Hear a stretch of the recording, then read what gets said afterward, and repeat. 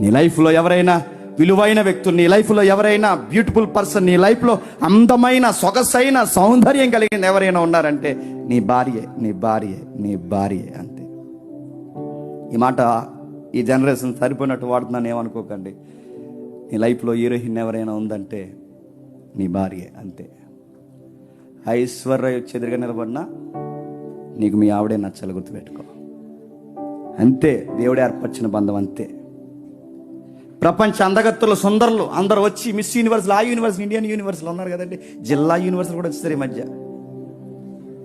Miss universe India, జిల్లా, రాష్ట్రం ఏవైతే ఉన్నావో ఎంతమంది ఈ మిస్ యూనివర్స్లో వచ్చి నిలబడినా నా లైఫ్లో ఒకే ఒక యూనివర్స్లో ఉన్న ఒకే ఒక్క హీరోయిన్ ఎవరు చెప్పండి? నా భార్య.